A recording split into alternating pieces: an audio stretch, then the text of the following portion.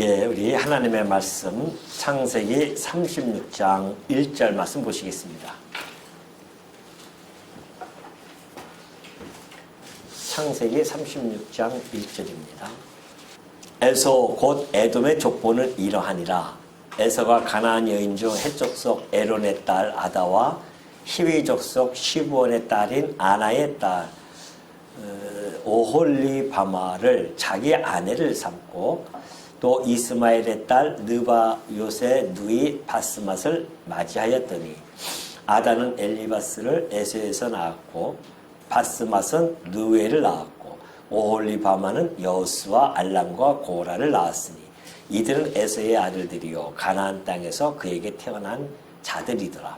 에서가 자기 아내들과 자기 자녀들과 자기 집의 모든 사람과 자기의 가축과 자기의 모든 짐승과 자기가 가나안 땅에서 모은 모든 재물을 이끌고 그의 동생 야곱을 떠나 다른 곳으로 갔으니 두 사람의 소유가 풍부하여 함께 거주할 수 없음이라. 그들이 거주하는 땅이 그들의 가축으로 말미암아 그들을 용납할 수 없었더라. 이에 에서 곧 에돔이 세일산에 거주하니라. 자, 우선 8절까지 봉독해 드렸습니다. 예, 여러분들이 창세기 읽다 보면은 36장이 또 하나의 고비가 되어집니다. 이걸 쫙 읽다 보면은 이름만 쫙 족보가 나오는데 과연 내가 이 36장 꼭 읽을 필요성이 있겠는가 해서 아마 그 36장을 띄어서 37장 여러분이 익숙한 요셉 이야기죠. 그쪽으로 여러분이 갈 수도 있습니다. 그러나 하나님의 말씀인 이 창세기 36장 역시 매우 사실은 중요한 의미를 가지고 있는데요. 단순하게 에돔 족보를 이렇게 기록한 것이 단순한 삽입, 자료가 아닙니다. 그냥 뭐 지면이 남아서 그렇게 올린 것이 아니라 이제 야곱 이야기에서 요셉 이야기로 넘어가기 위한 문맥적으로 또는 신학적으로 매우 중요한 전환부에 있음을 우리는 알게 되어집니다. 이런 거죠. 지금 우리가 35장, 지난 시간까지 35장 배웠죠. 35장의 내용은 이제 이삭이죠. 이삭 시대가 종료됐다. 이삭 시대의 종료를 알리는 그러한 장르로서 우리들에게 소개해줬고요. 그 다음에 이제 36장, 오늘 우리가 살펴보는 36장은 에돔 족속이죠. 에돔 족속의 족보입니다.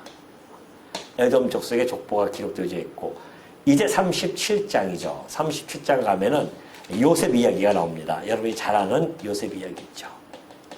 자, 이렇게 지금 이 창세기의 흐름이 있습니다. 이렇게 흐름 속에서 지금 36장이 여기에 위치하고 있는데요. 자, 이 36장을 통해서 우리가 지금 살펴봐야 될 것은 이제 어떤 의미가 있길래 하나님께서는 모세를 통하여 36장을 이렇게 기록하게 해주셨는가, 거기에 대한 내용을 좀 살펴보는 것이 여러분이 36장을 앞으로 읽을 때에 어떠한 마음가짐으로 또 읽게 되어지는지 좀 다시 한번 좀 정리하는 그런 시간을 좀 갖도록 하겠습니다. 자, 첫 번째입니다. 에돔 족속의 족보에 대한 중요한 의미죠. 먼저 첫 번째는 언약과 비언약 계보의 정리와 분리의 기능을 가지고 있다라는 겁니다. 자, 언약이 있고요. 그 다음에 비언약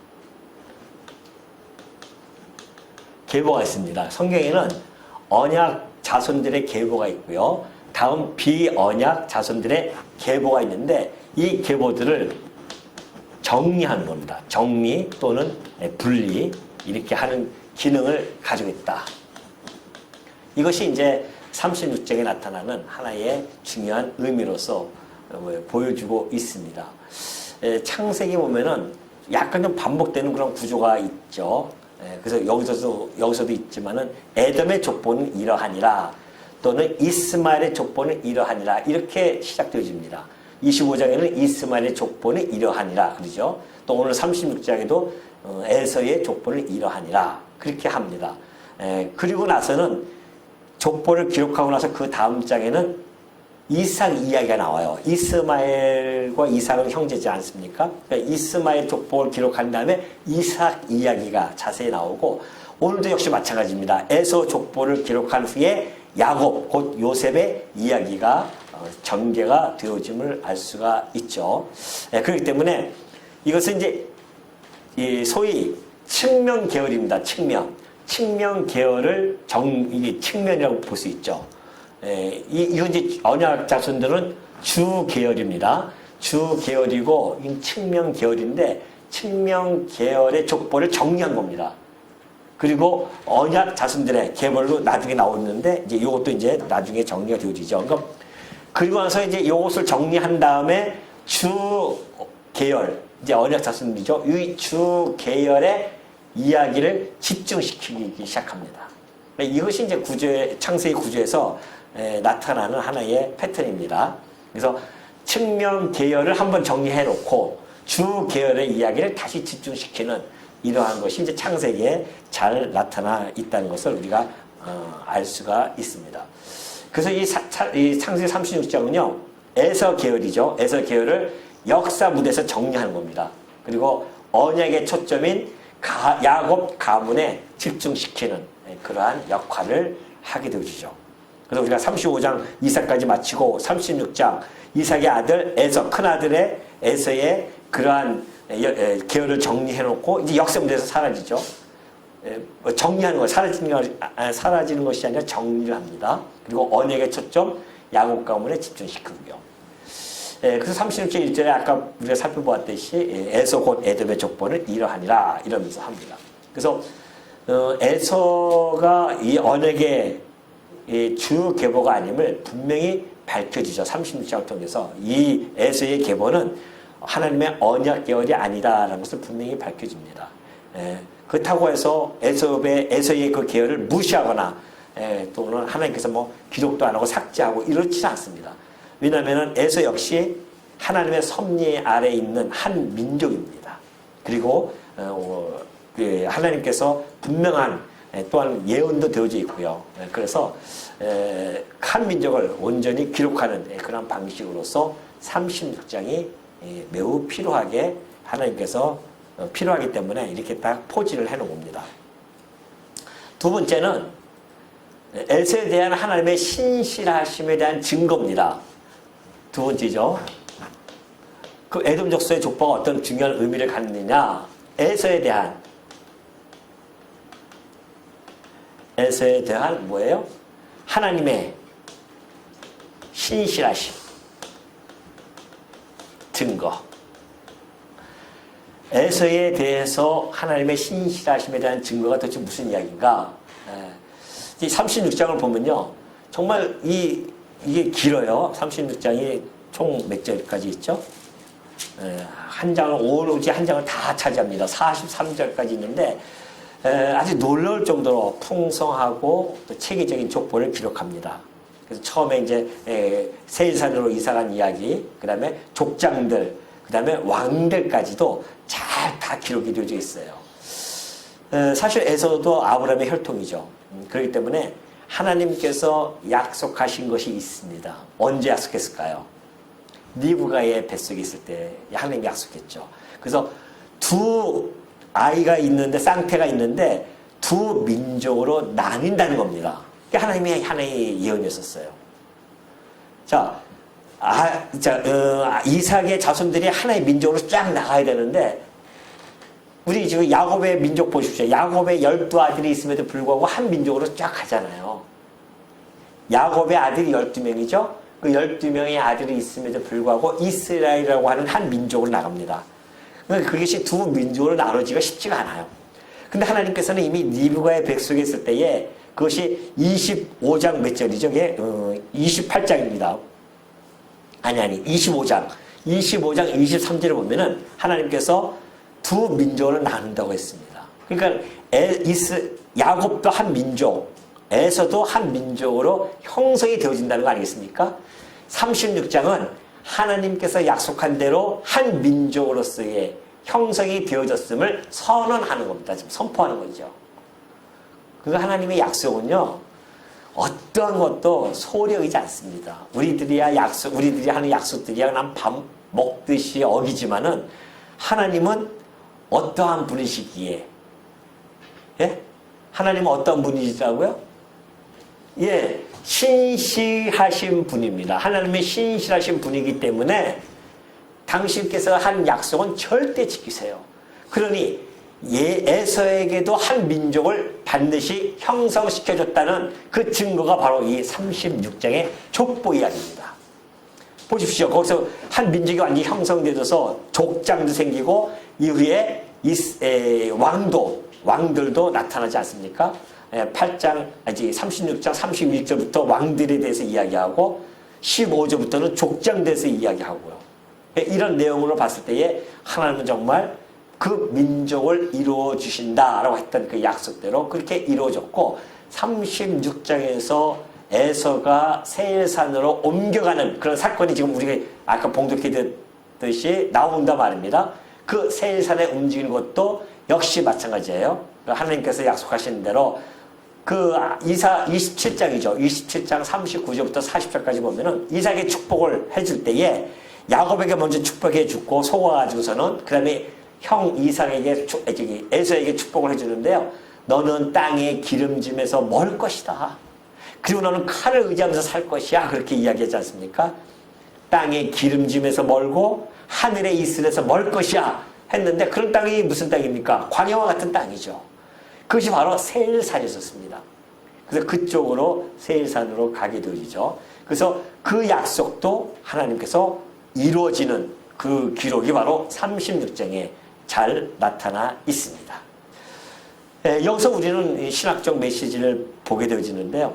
하나님의 언약 계보에서 벗어났다고 해서 제외되었다고 해서 하나님의 그 일반 은총적인 그러한 역사 또는 그 축복해 주는 것들 이런 데서 제외되는 것이 아니구나. 여전히 하나님도 에서 족속을 끌고 가시면서 당신의 뜻하신 섭리를 이루어 가시는구나. 이걸 우리가 충분히 알 수가 있습니다. 여기서 두 가지죠. 하나는 민족이 형성되어졌구나. 그리고 약속대로 그는 그런 세일산 곧 땅의 기름짐에서 먼 그리고 칼을 의지하면서 살아가는 그런 모습을 지금 보여주고 있다는 것이죠. 이 칼을 의지하게 되어지는데 그때 이 세일산은요. 이 아라비아 지역과 그리고 이쪽 지중해 연안이죠. 지중해 연안을 흐르는 하나의 무역로가 있었습니다. 그 무역로 이렇게 돼 있잖아요. 그죠? 이게 홍해고. 그럼 이제 이쪽에서 이제 에돔입니다. 이게 에돔. 이게 좀 더 일로 와야 되는데 에돔이고 이제 이쪽에서 이 아라비아라든가 이쪽 저기 근동 지역 이쪽에서부터 이제 와요. 무역로가 쭉 흐르죠. 이 요단강 이쪽 주변을 타가지고서는 이렇게 옵니다. 이렇게 와가지고 지중해 쪽으로 가서 무역을 하는데 이쪽을 잡고 있는 거예요. 그 세일산은 광산 지역이거든요. 그러니 뭐 이 칼 만드는 거는 뭐 당연한 것이고 그 칼을 의지하면서 그들이 무역로를 장악해가지고서는 그래서 정치적으로나 경제적으로나 한때 번성하는 그러한 역사를 보여줍니다. 그래서 일찍 왕들이 생긴 겁니다. 그걸 지금 보여주고 있죠. 그래서 하나님의 신실하심이 이 36장에 보여져야 돼요, 여러분들이. 창세기 읽을 때에 36장 보고, 이거 뭐야, 에돔 족속? 이거 뭐, 언약자손도 아닌데, 뭐하러 이렇게 길게 이렇게 이름도 기억나요? 혹시 읽어보셨잖아요, 다. 기억납니까, 이름? 여기서 기억나는 이름 하나만 대십시오. 예? 저는 딱 기억나요. 에서에는 별로 기억이 안 나요. 그렇습니다. 이거 원래 그렇게 기억할 필요도 없어요, 우리는. 흐름만 딱 잡고 있어. 맥을 잡아야 된단 말입니다. 이게 하나님의 신실하심을 좀 보여주고 있구나. 한 민족이 이렇게 형성되어졌구나. 그리고 이 약속대로 세일산에서 정말 칼을 의지하면서 그 땅의 기름짐, 하늘의 이슬에서 먼 그러한 환경 속에서 살아가고 있구나. 얼마나 기가 막힙니까? 이렇게 하시는 분이 누구다? 하나님이시구나. 내가 믿는 하나님이 어떤 분이시다? 신실하신 분이시구나. 이걸 우리가 깨닫는 거죠. 그렇다고 한다면 그의 신실함은 이 비언약 계보에게도 이렇게 나타나는데 한차 언약 계보는 어떻게 씁니까? 예? 언약 계보는 어떻게 했냐 말이죠. 이 언약 계보인 이 야곱의 후손들에게 하나님의 신실하심을 어떻게 했냐 말이죠. 더 나아가서 영적 우리 이스라엘 민족이라고 하는 우리 이 교회, 우리는 어떠하냐 말이죠. 하나님의 신실하심이 이 교회에 얼마나 신실하게 흐르고 있겠는가. 그래서 우리는 그 하나님 신실함 때문에 우리가 믿고 살아가는 겁니다. 하나님이 신실하지 않으면 우리가 하나님을 어떻게 믿을 수 있겠습니까? 우리처럼 변덕이 죽 끓듯이 조속으로 변한다고 한다면 하나님 믿을 수 있겠어요, 우리가? 못 믿죠.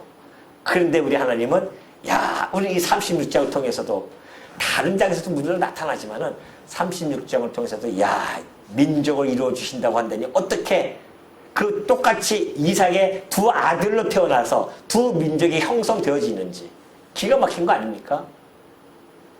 이게 신실하십니다. 신실하심. 세 번째는 이후 성경 역사의 기초를 제공합니다. 성경 역사죠. 세 번째, 역사 기초를 제공합니다.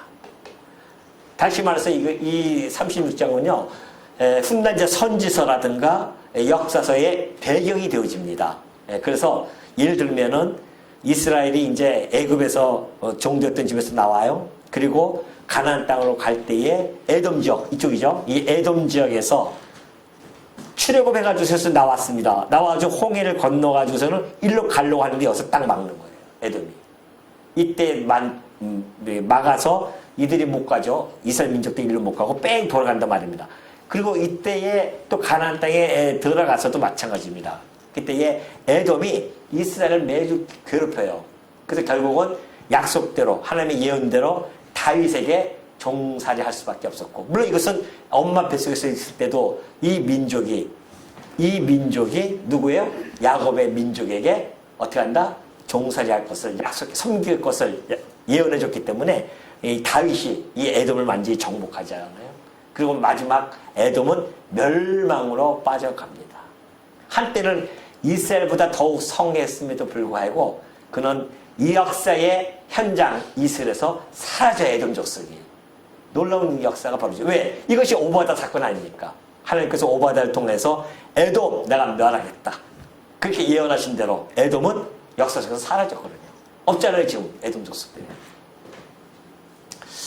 이러한 이제 성경 역사죠. 성경 역사의 기초를 제공하는 이런 의미를 36장 에돔 족속에서는 보여주고 있다. 그러니 여러분 36장이 에돔 족속이라고 해서 소홀히 볼 내용이 아니라니까요. 이런 신학적, 문맥적 이런 전환부가 되어질 뿐만이 아니라 의미를 담고 있기 때문에 그 36장은 우리가 좀 더 눈여겨볼 필요성이 있다. 물론 제가 다 읽지는 않을 겁니다. 읽어도 아무 의미 없는 소용이 없겠죠. 다 잊어버리니까. 그래서 제가 중요한 것들만 딱딱 정해 말씀을 드리면서 가겠습니다. 자, 에서의 족보는요, 에서 때로부터 시작해서 모세 시대까지입니다. 그래서 긴 역사죠. 그 모세 시대까지 약 한 800년이죠. 한 800년 동안에 그런 족보가 수록이 되어져 있습니다. 선민의 역사, 곧 이 이스라엘 언약 계통의 역사와 비언약 계보이지만은 이 에돔의 역사는 맞물려 가기 때문에 매우 중요해서 이렇게 또 기록이 되어졌다고 제가 말씀드렸죠. 자, 에서가 이제 3절부터 보면은 2절부터 보면 에서가 결혼하는 사건이 소개되어집니다. 근데 에서는 혼합주의에 입각해가지고요, 그냥 혈통과는 상관없습니다. 자기 좋은 소견대로 그렇게 결혼을 하는 것을 보여주고 있죠. 그리고 나서 그가 점점 풍성해지니까 6절에 보면 그래요.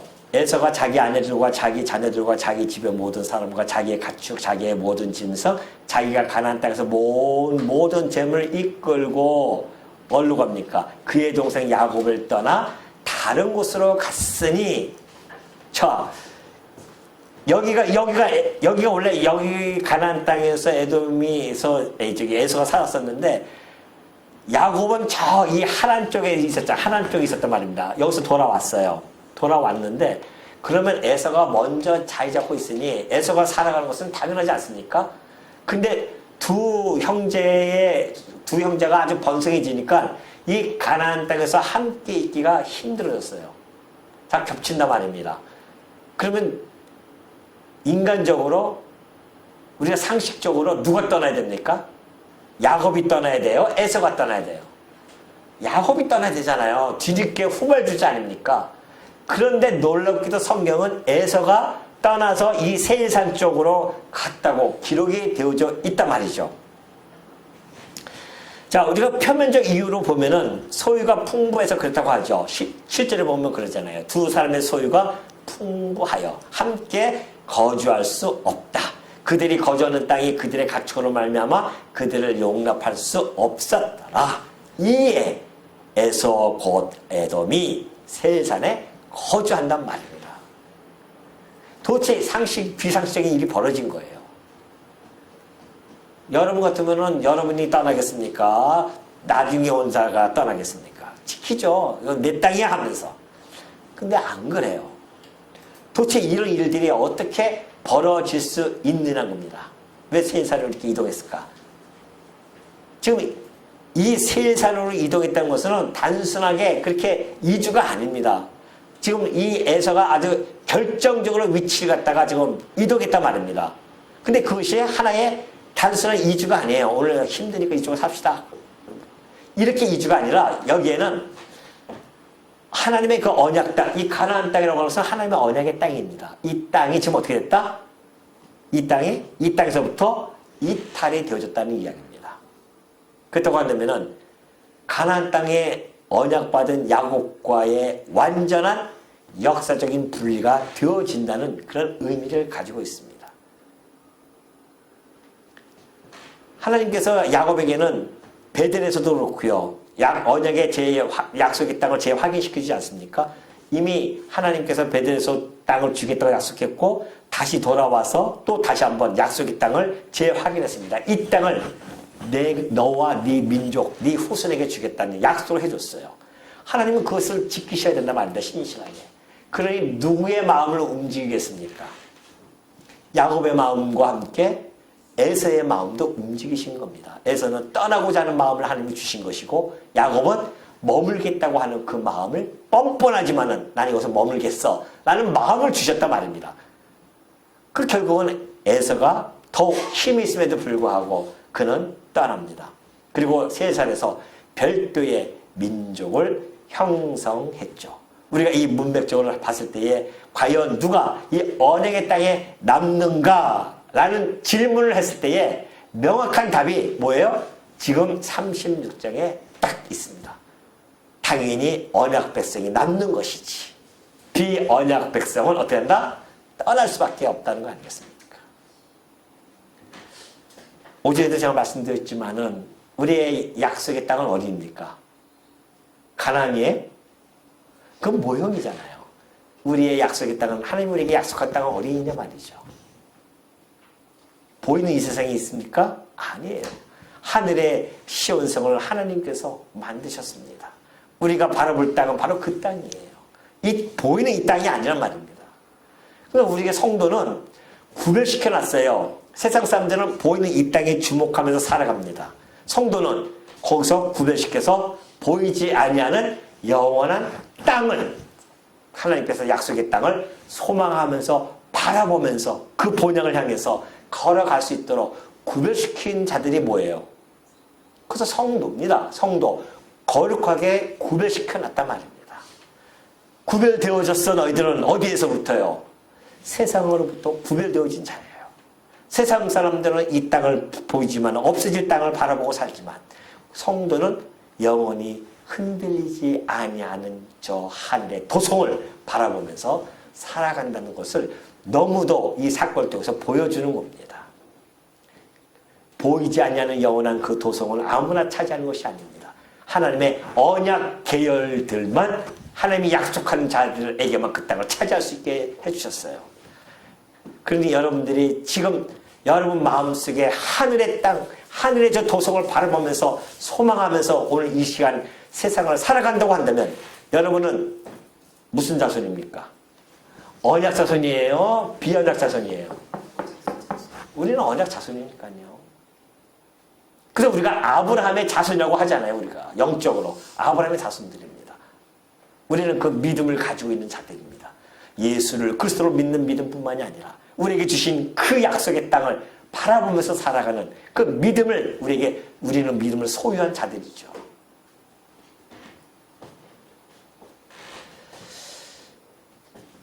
그리고 그리고 나서 이제 9절부터 19절 보면요. 에돔 족속 계보와 족장 족보들이 쫙 나타납니다. 이 족장 족보는요. 혈통 기준으로 그렇게 해서 이름을 붙여가지고 나오고 나중에 이제 31절부터 보면은 거기 족장들 명단도 있는데 거기는 거처 중심이라고 그렇게 이제 나오고 있습니다. 그거 이따가 좀 확인해 보고요. 자, 12절 한번 볼까요? 12절 보면은 에서의 아들 엘리바스의 첩 딥나는 그 첩의 이름이 거기 나오는데요. 그렇게 나오는 게 쉽지 않죠. 근데 거기 이 딥나의 이름을 집어넣어요. 일부러. 그리고 그 딥나의 아들이 누구냐? 아말렉입니다. 아말렉을 엘리바스에서 낳아요. 아말렉 족속 여러분 아십니까? 혹시 들어보셨어요? 아말렉? 예? 애굽에서 나와서 처음으로 전쟁을 벌인 나라 족속이 어디예요? 아말렉 족속이었습니다. 이스라엘 민족들이 처음 전쟁을 벌인 그런 민족이 아말렉 족속이에요. 그래서 이 아말렉 족속 싸울 때 모세가 손을 듭니다. 한쪽에서는 여호수아가, 한쪽은 훌이 그렇게 들어서 이걸 들고 내리면 지고 들면 승리하는 그런 사건이 있었죠. 그게 아말렉 족속이란 말입니다. 중요하기 때문에 여기다 이름을 딱 명시해 놓고 이렇게 기록을 해 주었죠. 그 19절까지 보면은 그런 이름들이 쫙 있어요. 족장들의 이름이 쫙 있습니다. 그거는 참고해 주시고요. 20절 넘어갑니다. 20절 보면 20절부터 30절까지 내용을 보면요.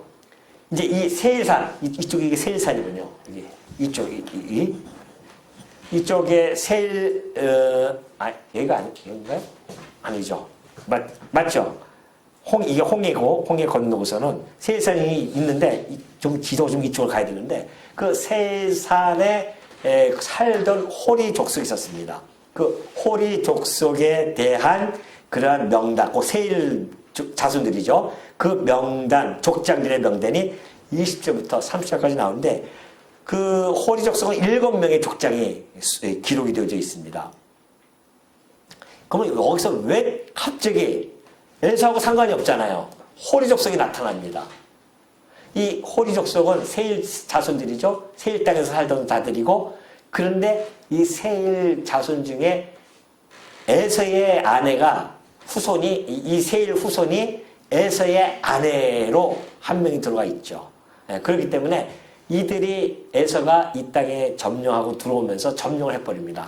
그래서 이 에서는 정말 이 언약에 의해서 땅을 그렇게 받은 민족이 아니라 정복을 하고 칼에 의지했으니까 정복하고 혼합해가지고서는 그렇게 흡수통일 아니에요. 흡수했어요. 이 땅을 흡수해가지고서는 그렇게 해서 이제 형성된 민족이다. 누가? 에돔 족속이 그렇게 해서 되어진 거다. 이것을 밝혀주는 겁니다. 그러니까 이게 언약 자손이 아니면 분명히 밝혀줍니다. 이방 나라의 백성들을 통합해가지고서는 같이 혼용되어서 한 민족으로 돼버립니다.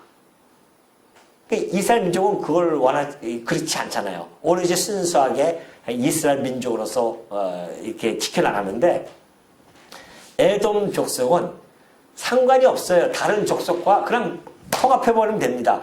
침탈해가지고서는 그걸 다 흡수해서 한 민족으로 형성되어졌다. 이걸 지금 보여주고 있는 거죠. 호리 족속을 기록한 것은 에돔 족속의 정체성을 너무나 잘 보여주고 있다. 이것을 알 수가 있습니다. 그리고 24절 보면 그래요. 시브온의 자녀는 아야와 아나며 이 시나 아나는 그 아버지 시브온의 나귀를 칠 때에 광야에서 온천을 발견했어요. 대단한 걸 발견했습니다. 지금 이 민족이 했던 업적 중에 하나가 뭐예요? 부곡 온천은 아니고요. 이 온천을 발견했다는 거 아닙니까? 한 게 없으니까 온천 발견한 게 성경에 기록되어집니다. 언약 자손들은 무엇이 기록되어집니까? 언약 자손들에게는 하나님 앞에서 제단을 쌓았더라. 이것이 기록이 되어지는데 비언약 자손들에게는 하나님 제단을 쌓는 일이 없으니까 인생 중에서 가장 중요한 일이 뭡니까? 하나님께 제단 쌓는 거 아니겠습니까? 오늘 우리 지금이야 이제 그 구약시대 때야 제단 쌓지만 오늘 우리는 하나님 앞에서 우리를 거룩한 산 제물로 드려지는 영적 예배를 드리는 것이 가장 중요하죠. 우리의 삶에서. 그것이 제일 우선 아닙니까? 그것보다 더 중요한 것이 어디 있겠습니까? 그러라고 우리를 구별시켜 놨지 않습니까? 여러분의 삶에서 가장 우선순위는 무엇일까요? 하나님이십니다. 하나님이 우리 삶의 최우선이에요. 이 땅에 그 어떤 것도 희생하더라도 하나님만큼 그 앞에서는 우리가 어떤 것도 다 희생할 수 있는 거 아니겠습니까? 왜? 우리의 최우선입니까? 그러니 우리의 삶, 하나님 앞에서 나의 삶을 거룩한 산 제물로 드려진다고 하는 이 영적 예배야말로 얼마나 우리 삶의 최우선순위가 되어져야 되는지를 잘 보여주죠. 그러나 세상 사람들은 안 그렇잖아요. 그러나 온천 발견하면 그것이 최고의 업적이에요. 따뜻하게 참 좋다 하면서 살아가는 거 아니겠어요? 성도의 삶과 그 다음에 성도가 아닌 사람들의 삶은 그렇게 달라질 수밖에 없다는 사실을 잘 보여주고 있죠. 31절 한번 볼까요? 31절 보면은 이스라엘 자손을 다스리는 왕이 있기 전에 그래요. 에돔 땅을 다스리던 왕들은 이러하니라. 자, 이미 왕이 있다라고 표현해주고 있습니다. 이미 왕이 있어요. 그것은 이스라엘의 왕이 있기 전에 그래요. 에돔 땅에는 왕이 있다. 이거 아주 대조 효과가 확 드러나지 않습니까? 이스라엘은 왕이 없어요. 이때는 벌써 왕이 생겼단 말입니다. 지금 이 30장 넘어가면서 이제 겨우 요셉 이야기를 넘어가고 점점 넘어가면서 가봤자 뭐합니까? 곧 끝나고 나면은 애굽에 들어가서 400년 동안 종살이가 기다리고 있어요. 애굽에서 여기서 종살이 하고 있을 때에 이스라엘 백성들은 에돔은 벌써 여기서 왕을 형성하고 강력한 그러한 나라로서의 기틀을 마련했음을 잘 보여주고 있죠. 그러나 문제는 이 왕위가요, 혈통에 의해서 계속해서 계승이 안 되어집니다. 힘의 논리에 의해서 매일 바뀌어요, 그냥 왕이. 8명의 왕이 지금 기록되어 있는데 8명의 왕이 그 아들이 아니라 누구에 의해서 다른 족속이 왕이 되어지고 또 다른 족속이 왕이 되어져서 힘의 논리에 의해서 그 나라가 이루어짐을 잘 보여주고 있습니다. 그러나 야곱 가문은 여전히 부족 단위로 있을 수밖에 없었고 애굽으로 내려갈 위기에 있었고 애굽으로 내려가서 종살이하는 그러한 400년의 세월을 흐를 동안에 어떻게 보면 세상 사람이 봤을 때는 무의미한 세월처럼 보이잖아요. 벌써 에돔은 이때 강력한 나라로 형성되어져 가고 있는데 야곱은 그냥 종살이 400년 동안 남의 나라 가서 종살이하는 볼품없는 미미한 존재로 전락되어진단 말입니다.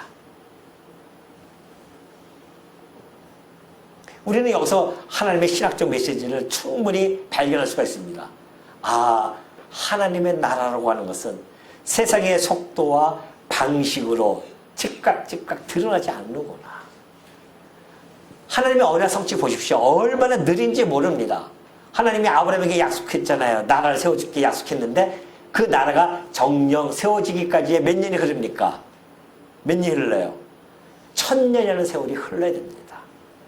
그래서 다윗 때 겨우 왕국으로서의 기틀을 마련하게 되지 않습니까? 아주 천천히 흘러요. 하나님의 언약이 천천히 약속 속에 흐르는데 지루할 만큼 그렇게 흐르지만은 그러나 하나님의 약속은 너무도 완전하고 영원하게 그렇게 진행되어집니다. 하나님의 시간표 속에서 확실하게 그렇게 진행되어짐을 알 수가 있죠. 그러니 이 악인들이 또는 비언약의 계보들이 막 나라로 형성할 때에 형통함을 어떻게 하나?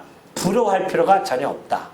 나중에 보면은 다윗 천천히 세워졌던 그 다윗 왕국이요 오히려 에돔 국가를 완전히 정복을 해서 종살이 삼고요 뿐만이 아니라 에돔을 멸망시키는 그 일까지 이 야곱의 자손들 곧 이스라엘 나라가 그렇게 강력한 힘을 발휘하게 되어집니다. 하나님께서 이 선민들을 아주 정말 약한 환경 속으로 몰아넣을 때가 참 많이 있습니다. 왜 그럴까요? 지금 이스라엘 민족도 약속해놓고 이 땅, 이 가나안 땅에서 그런 번성하고 생육번성하면 일찌감치 400년이라고 하는 그 터울을 그 무의미해 보이는 그 세월을 갖다가 접어버리고 거기서 나라를 세워가지고 살았으면 400년 동안 왕도 생기고 얼마나 강력했겠습니까? 근데 하나님은 그렇게 섭리 안 하세요. 당신의 언약 자손을 가장 강한 애굽 나라에 보내서 거기서 완전히 짓눌려서 미미한 존재로 만들어 버리신단 말입니다. 도대체 왜 그렇게 섭리하시나 말이죠. 이들이 종살이 했던 이들이 여기서 건져낼 때에 누구의 힘으로 건져내짐을 받습니까? 하나님의 힘으로 건짐을 받습니다. 이 미미한 존재의 나라가 광야 40년을 살아갑니다. 광야 가면 다 죽는 곳이에요. 거기서 수백만 명이 살아남지 않습니까? 누구의 능력으로? 하나님의 능력으로 살아남습니다. 이 강력한 이 가나안 땅, 왕들이 있는 이 가나안 땅을 그 400년 동안 종사했던 민족이 이 땅을 강을 건너요. 요단강을 건너서 이 땅을 점령해 간단 말입니다. 누구의 힘으로? 하나님의 힘으로 되어짐을 역사 속에 적나라하게 보여주는 겁니다. 당신의 언약 자손들을 약하게 만드시는 이유는 그 언약 자손은 하나님이 언약한 그 하나님께서 뭐 하신다? 뭐예요? 책임져 주신다는 겁니다. 내가 해. 걱정하지 마라. 그것이 언약 백성들의 행복 아니겠습니까? 우리가 하려면 얼마나 힘들겠습니까? 하나님이 해주신다니까요. 하나님께서 우리를 갖다가 왜 죄 가운데 가둬두냐 말이시죠. 가장 미약한 가운데 왜 우리에게 죄와 허물로 죽게 만들어 놓냐 말이죠. 당신께서 우리를 거기서 건져내시겠다는 거 아닙니까? 애굽에서 건져내듯이 우리를 건져내시겠다는 겁니다. 그리고 이 구원의 도상인 광야와 같은 이 땅에 살아갈 동안에 성령을 보내셔서 이들은 불기둥과 구름기둥으로 인도했지만은 우리는 성령을 통하여서 우리를 인도해 가고 계신단 말입니다. 이 구원의 도상에서. 가나안 땅에 이들이 하나님 능력으로 그들이 들어갔듯이 우리 주 예수 그리스도의 능력으로 우리는 저 약속의 땅 하늘의 도성으로 우리는 들어간단 말이죠. 이 모든 것이 누구의 힘으로? 우리 주 예수 그리스도의 능력으로 되어짐을 알게 하시려고 우리를 약하게 만드셨습니다. 그래서 우리가 약해질 때에 우리 안에 있는 그리스도께서 어떻게 해요? 강하게 역사하시는 겁니다. 그러니까는 내가 강하려고 하지 마십시오. 내 안에 있는 성령, 내 안에 있는 그리스도께서 강함을 우리가 인정하고 살아야 됩니다. 우리는 약해지면 약해질수록 좋은 겁니다. 우리의 몸이 약해지면 약해질수록 누구 찾겠어요? 그리스도를 찾지 않겠습니까? 우리가 죄 가운데 빠지면 빠질수록 우리는 누구 찾겠습니까? 예수 그리스도 외에는 없습니다. 하고 그리스도 앞에 나아갈 수밖에 없습니다. 그러니 지금 하나님이 이 섭리를 보이면은 역사를 통해서 하나님이 어떠한 분인지를 너무나 잘 지금 보여주고 계시지 않냐 말이죠, 지금. 과거 역사만 그러시겠냐 말이죠. 현재 역사도 그렇고 미래 역사도 마찬가지입니다. 다 모두가 하나님의 당신의 능력을 보여주기 위해서 지금 우리를 끌고 가십니다. 여러분이 지금까지 살아온 과거를 한번 뒤돌아보시라니까요. 여러분의 힘으로 살아오신 것 같습니까? 천만의 말씀입니다. 내 힘으로 살아온 듯 했는데 알고 보니 하나님의 능력으로 내가 살아왔었구나. 그렇다고 한다면 앞으로도 하나님의 능력으로 살아갈 터인데 무엇이 염려하고 무엇을 걱정하며 살아가냐 말이죠. 그 믿음이 없는 거 아니겠습니까? 그 예수님께서 믿음이 없는 자들아 꾸짖으시잖아요. 믿음 없는 것을 갖다가. 자꾸만 파도 치는 바다를 보고 살아가니 얼마나 힘들겠습니까? 휘청청거리죠. 네? 이 세찬 풍파 속에서 세찬 풍파를 거기에 우리의 눈을 두는 것이 아니라 그 풍파를 움직여 가시는 누구야? 예수 그리스도를 바라보고 갈 때에 그 풍파를 우리가 걸어갈 수 있는 겁니다. 그리스도가 눈에 사라지는 순간 그 풍파에 확 빠져버리는 거예요. 그럼 그 두려움이 확 오는 거죠. 두려움이 오잖아요. 그래서 미래에 대한 불투명, 난 어떻게 살아야 것인가? 두려워한다 말입니다. 누가 안 보이니까? 예수 그리스도를 안 보고 뭘 보니까? 세상의 것을 바라보니까 암흑하죠. 아주 깜깜하지 않습니까? 길도 안 보여요. 내 앞길이. 그러나 우리 주님을 바라보는 순간 그 길은 훤히 보입니다. 왜? 그 빛을 향해서 가는 길이기 때문에. 우리에게 그 어둠 속에 있는 날 갖다가 빛을 향해서 가니 그 길을 향해서 가는 겁니다. 여러분, 배들이 무슨 불을 보고 찾아갑니까? 등대불을 보고 찾아가잖아요. 안 그러면 자추당한단 말입니다. 등대를 불을 보듯이 우리는 이 땅의 이 어둠 컴컴한 세상 속에서 누구 빛을? 예수 그리스도의 그 생명의 빛, 그 빛을 보면서 오늘도 한 걸음 한 걸음 나아간다는 사실. 이 에서의 왕들은 매일매일 바뀌지만은 우리의 만왕의 왕이신 그리스도는 영원한 왕으로서 우리가 그와 함께 영원토록 왕노릇 한다는 그 사실, 그것을 마음속에 깊이 간직하시고 이 땅에서 힘없이 사지 마십시오. 왕노릇할 자들로서의 그 담대함과 당당함을 가지고 이 땅에 살아가시는 우리 주의 종들 되어지시기를 당부드립니다.